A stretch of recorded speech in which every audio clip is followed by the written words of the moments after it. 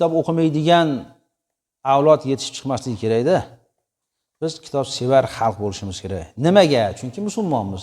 Xo'p, Alloh birinchi oyat karima iqro, o'qi degan. O'qi degan joydan boshlangan. Biz o'qishimiz kerak. O'qisa bilsak, mana shunaqa ma'lumotlarni bilamiz-da, mana ma'ruzada aytilgan narsalarni bilamiz. Shuning uchun o'qishimiz kerak bo'ladi. Hazrat Ali roziyallohu anhu bu xususda aytgan ekanlarki, aqallun nasi qiymatan aqalluhum ilma. Insonlarning qadri bo'ladi. Qadrli odamlar bo'ladi, qimmatbaho insonlar bo'ladi. Eng keraksiz, eng qiymati yo'q, eng arzon maqomdagi odamlar ilmi past, kitob o'qimaydiganlaridir degan ekanlar. Demak, biz farzandlarimiz kitob o'qishni yo'lga qo'yadigan bo'lsa, o'zimiz ham yo'lga qo'yadigan bo'lsa, ertaga ong shakllanadi, fikr kengayadi, dunyoqarash o'zgaradi. Bu narsalarni teranroq, aniqroq tushunishni boshlaymiz.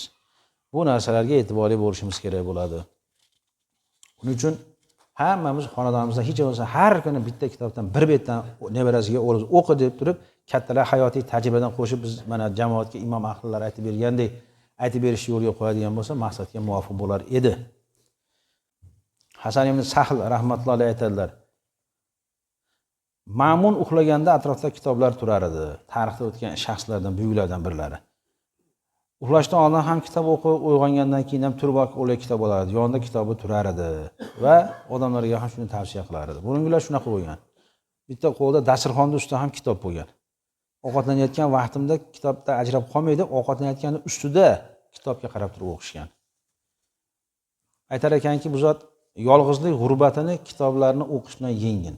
Uyda zerikib o'tiribman bir o'zim, nima ham qilamiz deb ko'chaga chiqib o'tiradigan odamlar yo'q emas-da. Kitob o'qigan odam buni qo'ymaydi. Yana bitta narsa.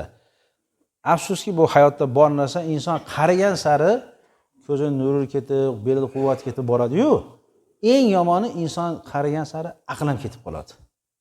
Bora bunaqa narsa hayotimizda. Yoshi qarigan sari haqli gaplar gapirib, gapni tushunmay qolish holatlari bor. O'sha holatga tushmaydi kim kitob o'qiyotgan bo'lsa. Kim hayotda kitob o'qib borsa, o'sha aql o'z o'rnida turadi, charxlanib boradi. Bu kitob o'qimaslikdan bo'ladi. Bu dinda ham bor bu gap, dunyoviy ta'limotda ham, o'rgangan tajribalarda ham bu narsa bor narsa. Kitobxonlikni yo'lga qo'yishimiz kerak. Mana bundan buyon maxsus ziyo ulash burchaklari degan burchaklar tashkil etilishi haqida ko'rsatmalar bo'lgan. Bu yerda demak o'zi o'qigan kitoblarni berish, almashtirish, kitobxonlik degan narsalar bo'lar ekan. Biz ham bu narsaga e'tiborimizni qaratishimiz kerak bo'lar ekan.